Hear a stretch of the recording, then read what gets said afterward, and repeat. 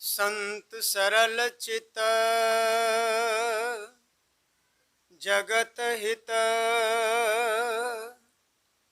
जान स्वभाव स्नेहु बाल बिन सुनि करि कृपा रामचरण रति दीहु बाल बिन सुनि करि कृपा रामचरण रति दीहु। और व्यक्त रूप में सर्वत्र विराजमान परमाराध्य सदगुरु महाराज जी के पावन श्री चरणों में कोटि कोटि सहदंडवत नमन। व्यक्त रूप में अपने आवास में विराजमान इस सत्संग के मुख्य मेहमान गुरु भगवान के पावन श्री चरणों में कोटि सहदंडवत नमन। मंचस्थ मुद मंगलमय संत समाज के पावन श्री चरणों में कोटि सह नमन। उपस्थित गुरुजन, धर्म प्रेमी, सत्संग प्रेमी महानुभाव, समस्त नगरवासियों, पूजनीय माताओं एवं भक्तिमती बहनों, सभी को मैं नमन करता हूँ और निवेदन करता हूँ कि एक बार पुनः उच्च स्वर में गुरु महाराज की जय घोष करें। श्री सद्गुरु महाराज की जय। अभी हम लोग भक्ति के संबंध में सुन रहे थे और क्या क्या हुआ, संसार में क्या क्या मिला, ये भी भरपूर सुने। भक्ति का यह भी सुन रहे कि शाब्दिक अर्थ है सेवा, पर एक बहुत बड़ी बात है, सेवा करनी है तो किनकी करनी है। और सबसे बड़ी बात है जो भगवान ने कहा कि जिसकी सेवा तुम करोगे, जिससे तुम प्रेम करोगे, उसी के समान तुम हो जाओगे, उसी के जिम्मे चले जाओगे। इसलिए सोच लो क्या करना है। भूत की सेवा करोगे तो भूत से प्रेम होगा और भूत बन जाओगे। देवता की सेवा करोगे, देवता से प्रेम करोगे तो देवता बन जाओगे। पितर जो मर गए हैं पूर्वज, उनकी भी आराधना लोग करते हैं, पितरदान करते हैं, उनकी बिना पूजा पाठ किए, बिना खाते समय 2 दाना गिराए होता है। ऐसी यदि उनकी प्रति आस्था है, भावना है, सेवा है, उनकी ही आराधना कर रहे हैं, तो मर के पितर लोग को चले जाएंगे, आप पितर में प्रवेश कर जाएंगे। भगवान ने एक बात कही कि जो मुझे भजता है, मुझे पूजता है, मेरा सेवा करता है, वो मेरे पास आता है। और तुम स्वतंत्र हो, यह भी बात कहा, तुम स्वतंत्र हो। यही एक मनुष्य है जो स्वतंत्र है और करने में तुम स्वतंत्र हो। तुम जिधर जा सकते हो, फ्री, फुल फ्रीडम। अब आपको डिसीजन लेना है कि मुझे भूत बनना है, देवता बनना है, गाछ वृक्ष बनना है, पशु पक्षी बनना है, माता पिता बनना है कि भगवान बनना है। आपके हाथ में ये डिसीजन है, ये आपके हाथ में है। इतना फ्रीडम और किसी शरीर को नहीं है। इसलिए अभी भगवान श्री राम का उपदेश सुन रहे थे। जब सबरी मैया ने अपनी दीनता आपके तरह आपके भाव को मानो रखा, उसकी इसकी जरूरत थी नहीं। जब उसने अपनी दीनता को रखा कि कही विधि स्तुति करा हूं तुम्हारी, अधम जाति में जड़मति भारी, अधम ते अधम अधम अति नारी, 3 माह मैं मति मंद अघारी। मैं आपकी स्तुति किस प्रकार से करूं? आप लोग को भी लगता है ना, बहुत बार कहते हैं क्या करें बाबा, हम तो गरीब हैं, कैसे करें, शरीर से लाचार हैं, तो ये हैं तो वो हैं। अभी सुन रहे थे आप, तमाम बातों को पाठ के क्रम से मैं खुलासा करूंगा कि मैं आपकी स्तुति किस प्रकार से करूं। मैं तो पढ़ी लिखी नहीं, कृपणी, अधम से अधम, अधम अति नारी। आपकी स्तुति किस प्रकार से करूं? मेरे पास वो बुद्धि नहीं, भक्ति करने के लिए मेरे पास वो शक्ति नहीं, भक्ति करने के लिए मेरे पास धन नहीं। तो भगवान ने कहा भक्ति करने के लिए चाहिए क्या? आज आपको बहुत सावधानी पूर्वक से सुनना चाहिए कि भक्ति करने के लिए क्या चाहिए। धन चाहिए? भगवान ने कहा नहीं। ज्ञान चाहिए? भगवान ने कहा नहीं। जाति चाहिए? भगवान ने कहा नहीं। अच्छे कुल खानदान चाहिए? भगवान ने कहा नहीं।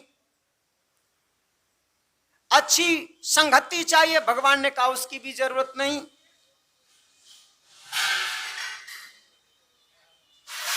यदि मुझसे पूछिए तो एक शब्द मैं और आगे बढ़ के कहूंगा कि तन चाहिए? भगवान ने कहा नहीं।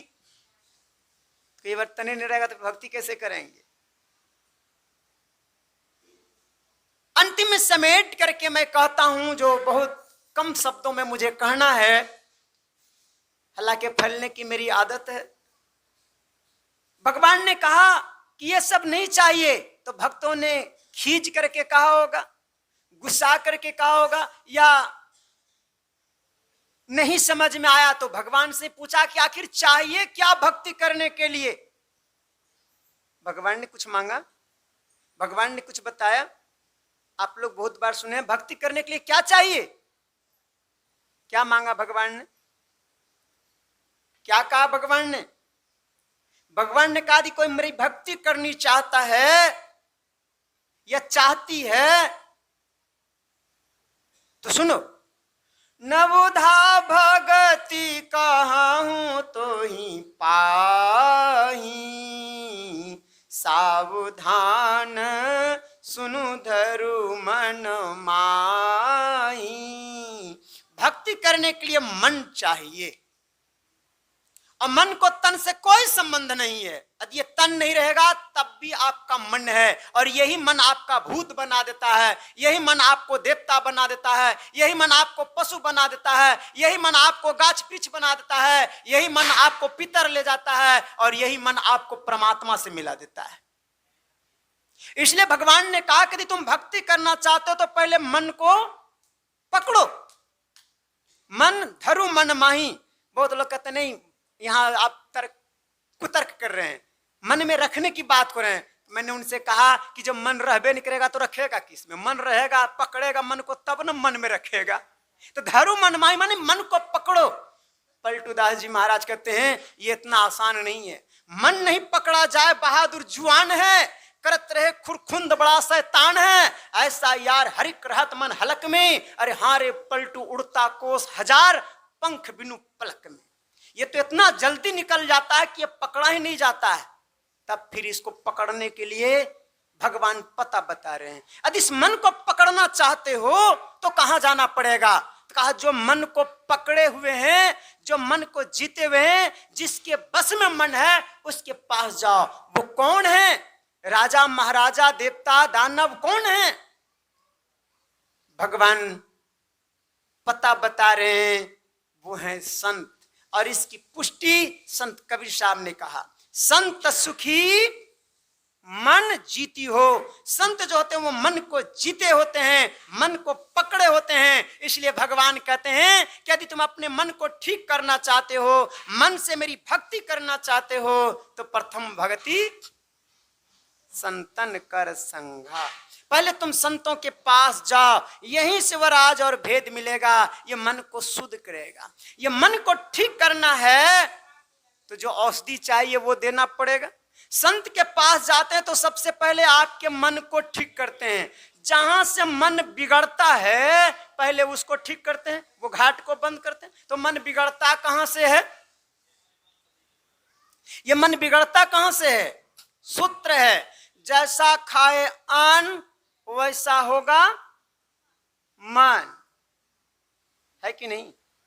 दारू पीने के बाद मन कैसा होगा, और दूध पीने के बाद मन कैसा होगा? किसी से पूछने की जरूरत है कि अनुभव करने की जरूरत है? स्पष्ट है सज्जनों। कहा जैसा खाएगा अन्न वैसा होगा मन।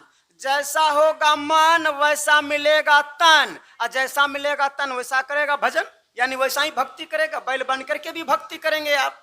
बैल सेवा करता है कि नहीं? गाछ वृक्ष भी आपकी सेवा कर रहा है, पशु पक्षी भी सेवा कर रहा है, सेवा तो सब कर रहे हैं। जैसा तन होगा वैसा करेगा।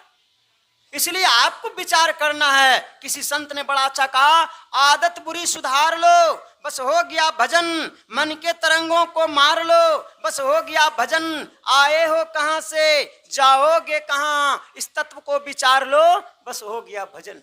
आदत बुरी सुधार लो, सबसे पहले आदत को ठीक करो। और सुबह में भी यही बता रहे थे, पहला भक्ति है यम, यानी पहले बुरी आदतों को छोड़ो।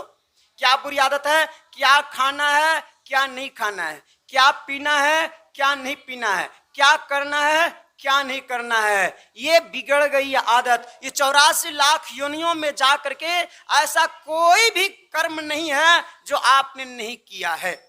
ऐसा कोई भी पदार्थ नहीं है जिसको आपने नहीं खाया। पत्थर से लेकर के विष तक आपने खा करके खत्म किया है।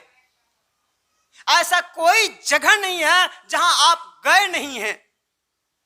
सब जगह सब कुछ कर करके आप आज आए हैं इससे मुक्त होने के लिए। जैसे विद्यार्थी साल भर में स्कूल में कॉलेज में जहां भी पूरे किताब को पढ़ लेता है, अब एग्जाम देता है, उसमें से सार जो पूछा जाता है, यदि ठीक से एग्जाम दे दिया 2 दिन 3 दिन 4 दिन में, तो क्लास से बाहर निकल जाता है, और नहीं तो फिर उसी क्लास में रहना पड़ता है। यही मनुष्य शरीर मिला है। इस सभी कर्मों से, सभी चीजों से विरक्त होने के लिए यदि आपने सही यहाँ निर्णय ले लिया, सही अनुभव कर लिया, खा खा करके आपने देखा है, अनुभव आप किए हुए हैं, अब और कोई अनुभव करने की जरूरत नहीं है। अब डिसीजन लेना है कि इससे क्या मिलता है।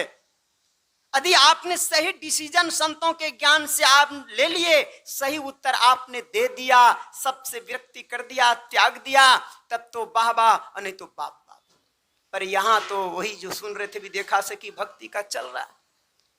खाने की आदत बिगड़ गई है। क्या खाना है, क्या नहीं खाना है, क्या पीना है, क्या नहीं पीना है, समझाओ, समझते नहीं।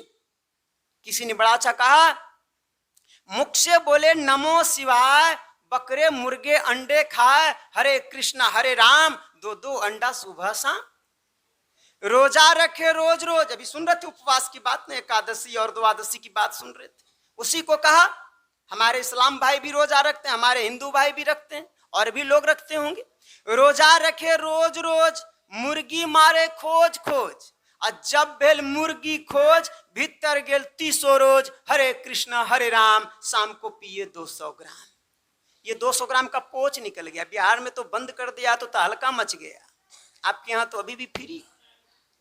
और यही पोच में हमारे पगड़ी वाले, हमारे रुमाल वाले, हमारे मुफलर वाले जेल चले जा रहे हैं। शराब के घोटाला में जेल चले गए हमारे मंत्री साहब। ये शराब किसको नहीं कर दिया खराब? जो पिए शराब, खाए कबाब, देखो लोगों होते हैं खराब। जो रावण विद्वान था, समझाने से समझ जाता था, उसका अनुज भाई उसको समझा रहा है। क्यों ऐसा कर रहे हैं?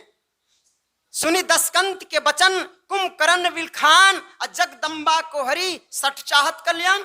आप इतने पढ़े लिखे होकर के मूर्खता वाली काम कर रहे हैं। आप वापस कर दिए, वो जगजननी जगदम्बा है। रावण ने कहा कि मैं उपदेश सुनने के लिए इसको नहीं जगाया था, यदि तुमको यही उपदेश करना तो जाके सो जाओ। मंत्रीगण ने देखे कि तो दोनों भाइयों में पहले युद्ध हो जाएगा। रावण को मारा इशारा, कहा महाराज भूखे हैं अभी भैया, अभी भाई साहब भूखे, पहले इनको खिलाइए पिलाइए, जब खाए पिएंगे तब वार्तालाप कीजिएगा। रावण समझ गया, कहा खिलाओ। क्या खिलाया? पूरा माछावाड़ी का जो है वो लड्डू पेड़ा कि सेब और नारंगी। पढ़ करके देखिए रामायण। मही और शराब, जैसे शराब और मही यानी मांस खाया, जो खाए कबाब और पिए शराब, देखो लोग वो होते हैं खराब। उसकी बुद्धि खराब हो गई। 6 महीना में जो बुद्धि शुद्ध हुई थी वो 1 दिन में ही समाप्त हो गई। अब वही कुंभकर्ण जो जगदम्बा कह रहा था, जो श्री राम कह रहा था, अब वही कहता है कहाँ है राम, कहाँ है लक्ष्मण, मैं उसे अपने पैरों से ठोकर मारते हुए लंकेश के चरणों में लाकर रख दूंगा। इसलिए भोजन को पहले संभारो। हमारे परमाराध सदगुरु महाराज ने कहा, खान पान को प्रथम संभारो, तब रस रस सब अब गुण मारो, पहले भोजन को ठीक करो। भोजन ठीक नहीं होगा, भजन ठीक नहीं होगा, चाहे कहीं चले जाओ। भोजन को ठीक करना पड़ेगा। भोजन को ठीक करने के लिए आपको सावधानी जरूरत है। श्री सदगुरु देख रहे ना, भोजन ठीक हो रहा है। तो पहले आपको खान पान को ठीक करना पड़ेगा। बहुत बार लोग कुतर्क करते हैं और ऐसे बच्चों में भर दिए हैं, मन में भर दिए हैं कि इसको निकालने से भी नहीं निकलता है। बहुत मुश्किल होता है निकालना। मैं एक स्कूल में गया था अपना प्रोग्राम करने के लिए, ज्यादातर मुझे इस सब जगह में मौका मिलता है। तो बच्चे लोग मेरे साथ घूमने निकल गए। मैं जा रहा था, एक बहुत बड़ा तालाब नजर पड़ा, जिसको हम अपनी भाषा में पोखर कहते हैं, नहर कहते हैं। तो वो तालाब बहुत बड़ी तालाब थी, डैम टाइप का था, और उसमें बड़ी बड़ी बड़ी मछलियां थी। मैंने कहा इसमें तो बड़ी बड़ी मछली है।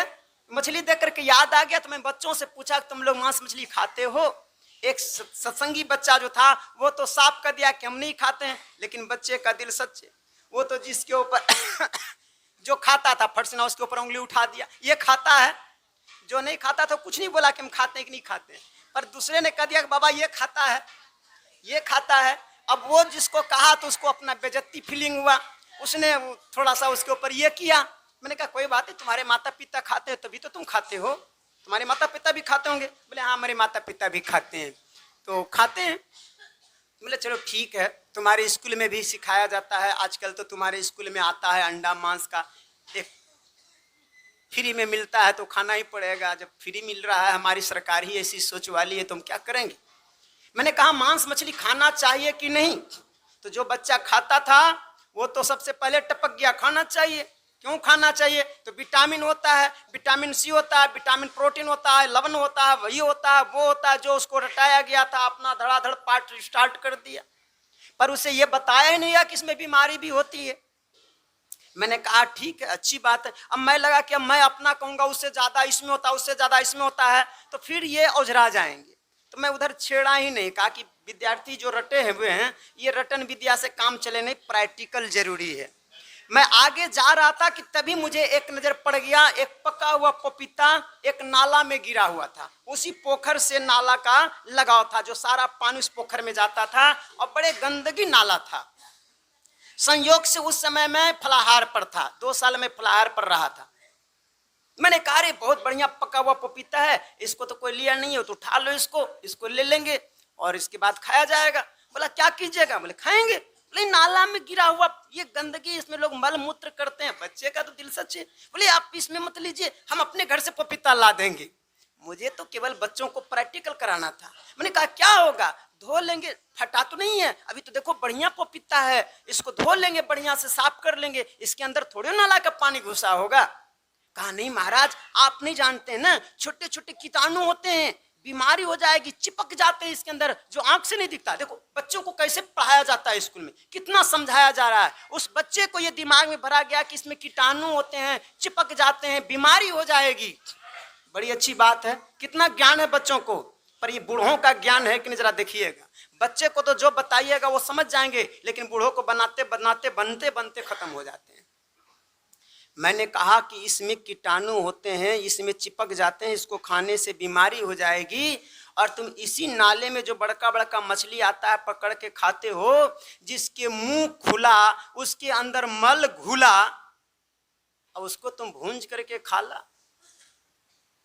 ये कौन सी बुद्धिजीवी, कौन सी विटामिन है जी? तुम अभी बोल रहा है कि इसमें बीमारी होती है, और अभी अभी ये तुम देख रहे हो कि इसमें कीड़े में, इतने कीड़े में मछली होती है, और मछली का मुंह खुला होता है, उसके अंदर नाला का पानी गंदगी सब भरा होता है। मुर्गा का मुंह खुला होता है, गंदगी खाते रहता है, बतख खाते रहता है, कबूतर खाते रहता है, बकरी गंदे गंदे में चिलती है, और तुम उसको खा करके कहते हो हम विटामिन खा रहे हैं। जो मैं ये समझाया तो जो बच्चे खाने वाले थे वो पहले करने के, महाराज आज से नहीं खाऊंगा। एक बच्चा उसमें ढीठ था, कहा महाराज मैं नाला का मछली नहीं खाता हूं, मैं नदी का मछली खाता हूं। अब ऐसे ऐसे दिमाग में भर दिया गया है कि नदी का मछली। मैंने कहा नदी के किनारे तुम जाते हो, मलमूत्र त्याग करते हो, तुमको पता है कि मछली रात में बाहर निकलती है चरने के लिए, इसलिए शिकारी जो मछली मारने वाले तो रात में जाल फंसाते हैं, बोले हाँ, वो किनारे में जितने गंदगी तुम मल जाके धोते हो ना, वो सारे गंदगी को वो मछली खा जाते हैं। किसी भी कीमत पर ये खाने योग्य नहीं है। बच्चे तो बड़ी जल्दी समझ गए, लेकिन बूढ़े को समझाते समझाते बाल पक गया, लेकिन नहीं समझते। हमारे पूज्य श्री आचार्य श्री की समझा रहे थे, बोले ज्यादा बोलिएगा ना तो और खाएंगे। अब ऐसे खाने वाले को कौन मना करता है? तुम खाओ, फ्रीडम है, कोई मनाही नहीं है, लेकिन सावधान हो जाओ। यदि आज आपने नहीं बदला तो फिर 84 जाए, फिर उसी 84 में मांस खाने वाले शरीर में जाना पड़ेगा। यदि मांस खाने का स्वभाव हो गया तो 100% रिजर्वेशन हो गया, गारंटी हो गया, बुक हो गया आपके लिए वो घर, मांसाहारी शरीर। ये मैं नहीं कह रहा हूं, आपके मर्यादा पुरुषोत्तम भगवान श्री राम करें। आकर 4,84,00,000 जोनि भरमत यह जीव विनाशी, फिरत सदा माया कर प्रेरा, काल कर्म स्वभाव गुण घेरा। जैसे स्वभाव होगा, जैसा आदत होगी, जैसी आदत होगी वैसे ही तुमको बनना पड़ेगा। मांस खाने का स्वभाव हो गया तो मांसाहारी शरीर में ही तुमको जाना पड़ेगा। तुम बहुत दान पुण्य कर रहे हो, बहुत पुण्य पाण्य कर रहे हो, तो उस पुण्य प्रताप से तुमको सुख मिलेगा। अब कुत्ता के शरीर में मिलेगा कि बाघ के शरीर में मिलेगा कि किस शरीर में मिलेगा? आप सोच लो। बहुत आपने सेवा किया है जनता को, बहुत आपने भक्ति किया है, तो हो सकता है गली कुची के कुत्ता न बनेंगे आप एल्सिसियन डॉग। आपके लिए एसी की व्यवस्था होगा, किलो किलो का इंतजाम होगा, खाते रहना, और डीएमएसपी आपके आगे पीछे करते रहेंगे। यदि कुत्ता बनना चाहते हैं, बाघ बनना चाहते हैं, बिल्ली बनना चाहते हैं, गिद्ध बनना चाहते हैं, और कुछ बनना चाहते हैं, तो मनमानी भक्ति करते रहिए, इसकी कोई ठेका नहीं है। यदि आप इन सब से बचना चाहते हैं तो भक्ति का 2 ही प्रकार है, एक सार और एक असार। यदि इंद्रियों के द्वारा भक्ति करते रहेंगे, संसार में जन्मते मरते रहेंगे, चाहे मनुष्य शरीर में आए कि चाहे किसी शरीर में जाए, जन्मना और मरना यही दुख का कारण है। इसलिए इन इंद्रियों से यदि आप बचना चाहते हैं, इन इंद्रियों से हट के भक्ति जो है वो है सार भक्ति, और वो करें कि बिना गुरु से नहीं होगा। भगवान ने यह भी कहा कि ये बिना गुरु से नहीं होगा, तो गुरु कैसा चाहिए? अब ये सार बात आया। अब रामायण में आया कि बिना गुरु के बिन गुरु भवनिधि तरह न कोई, जो बिरंची शंकर सम होई। बिना गुरु से कल्याण नहीं होगा, तो गुरु बहुत जरूरी हो गया। अब किसको गुरु बनाए? तो जो मिल जाए बना लो। यहाँ तो गुरुओं का ढेर लगा हुआ, पान लाओ, फूल लाओ, और लाओ, पैसा दो, फूक दिया, बैल बनो या भैंसा, उसको इससे कोई मतलब नहीं है। रामायण में क्या बताया कि विद्वान को गुरु बनाओ, कि धनवान को गुरु बनाओ, कि बलवान को गुरु बनवाओ, कि ब्राह्मण को गुरु बनाओ, किसको गुरु बनाओ? रामायण में ऐसा आया कि ब्राह्मण को गुरु बनाओ, विद्वान को गुरु बनाओ, धनवान को गुरु बनाओ, किसको गुरु बनावे? बताया रामायण में, बताया अभी अभी बताया, अभी अभी आपने पाठ में सुना, गुरुपद पंकज सेवा तीसरी भगति अमान। किस गुरु की सेवा करना है, किस गुरु से दीक्षा लेना है? तो कहा जो गुरु कमल के समान है, गुरु पद पंकज। जिस गुरु का रहन सहन चरण कमल के समान है, कमल पंकज कहते हैं कमल को। कमल कहने का क्या मतलब है, क्या अभिप्राय है? बड़ी सारगर्भित विचार है, इसको आप ध्यान से सुनिएगा। कमल कहने का क्या अभिप्राय है? कमल का जन्म होता है कहां? आकाश में है? जानते हैं कमल ना?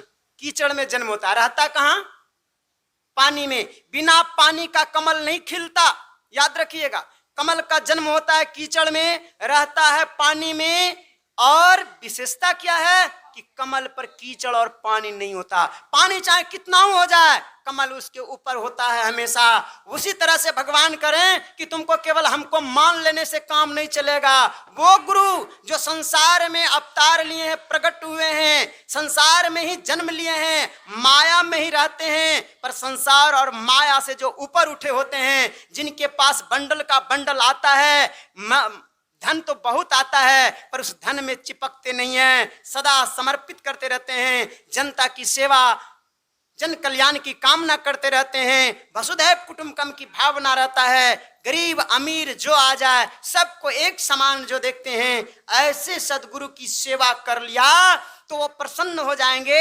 अपने गुणगान से यदि आपने करना शुरू कर दिया तो वो तुमको दीक्षा देंगे। मंत्र जाप मम दृढ़ विश्वासा, वो जो मंत्र देते हैं उसको दृढ़ता के साथ, वो मंत्र कोई और नहीं, वो मेरा ही मंत्र है, क्योंकि भगवान का नाम सीमित नहीं है, असंख्य नाम है। भगवान श्री कृष्ण ने कहा कि जमीन पर जितना धूल नहीं है उससे बेसी नाम है।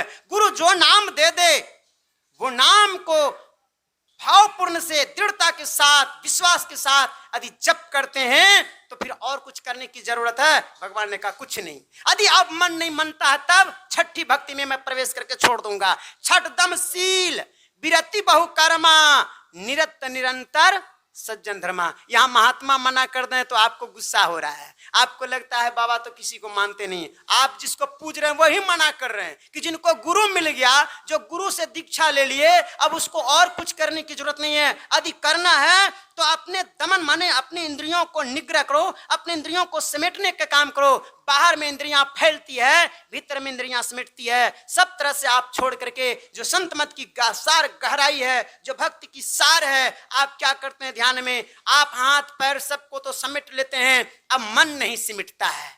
मन नहीं समेटता है। मन को समेटने के लिए करोड़ों नाम से आप छोड़ करके एक नाम का, रूप का आप मन को आधार देते हैं, और ये नाम और रूप जहां से बनता है आप वहां पर मन को ले जाकर टिकाते हैं। नाम रूप बनता कहां से है? तो नाम रूप बनता है बिंदु से। दो नैन नजर जोड़ के एक नोक बना के अंतर में देख सुन सुन, अंतर में खोजना निजतन में खोज सज्जन, बाहर न खोजना। ये बाहर जाने की जरूरत नहीं है। उस बिंदु पर यदि मन टिक गया, दृष्टि टिक गई, तो बिंदु का परिभाषा है, स्थान तो है, परिमाप नहीं है। उसमें लंबाई चौड़ाई ऊंचाई गहराई कुछ है ही नहीं। अब वहां मन गया तो इसका उछल कूद का कोई जगह मिलता नहीं है। मन ऐसे समेट जाता है। ये मन बहिर्मुखी से अंतर्मुख होता है। मन सिमटा है, सूरत कहावे, सूरत चला प्रभु से मिलन को, विषयों से मुख को मोड़ करके वहीं पर प्रकाश का दर्शन करता है, शब्द को सुनता है। बिंदु नाद महालिंगम शिव शक्ति निकेतनम, असली शिव की दर्शन होता है। अपार शक्ति पुंज उसके अंदर प्रकट हो जाता है। अब जो बोलता है वही होता है। इसलिए मैं कभी कभी कहता हूं कि मंदिर में जो देवता है विशेषता उसकी नहीं है, मंदिर में जो पुजारी है, जो भक्त है, विशेषता उसकी है। जिस भक्त ने जिस रूप में भगवान को प्रकट करना चाहा कर दिया। भगवान तो सब जगह है, भगवान तो इस खंबे में है। यदि सच्चा भक्त आ जाए तो इस खंबे से भी भगवान प्रकट हो जाए, और नहीं तो फिर मूर्ति में भी पत्थर पानी के अलावा कुछ नहीं है। तो जिस भक्त ने जहां बुलाया भगवान को वहीं प्रकट हो गए और उस जगह का महानता हो गया। इसलिए भक्त का सबसे बड़ा महानता है। इसलिए किसी ने बड़ा अच्छा कहा, नर कहे कि मैं बड़ा तो पृथ्वी पर क्यों खड़ा, पृथ्वी कहे कि मैं बड़ा तो शेषनाग पर क्यों पड़ा, शेषनाग कहे कि मैं बड़ा तो शंकर के गले में क्यों पड़ा, शंकर कहे कि मैं बड़ा तो रावण के सिर पर क्यों चढ़ा, रावण कहे कि मैं बड़ा तो बाली के काख में 6 महीना तक क्यों पड़ा, और बाली कहे कि मैं बड़ा तो भगवान श्री राम के बाण से क्यों मरा, और भगवान श्री राम कहे कि मैं बड़ा तो भक्तों के बस में क्यों पड़ा। सबसे बड़े भक्त हैं, दूजा नाम है, तीजे 10 अवतार तिन्हें प्रणाम है, ब्रह्मा विष्णु महेश सकल जहान है। अरे हारे पलटू सबके ऊपर संत मुकुट सिर ताज है। इसलिए सातम सम मोहि मैं जग देखा, अमोते अधिक संत करी लेखा। जो संतों के सानिध्य में लग जाता है भगवान कहते वो मेरा अतिशय प्यारा है। श्री सद्गुरु महाराज।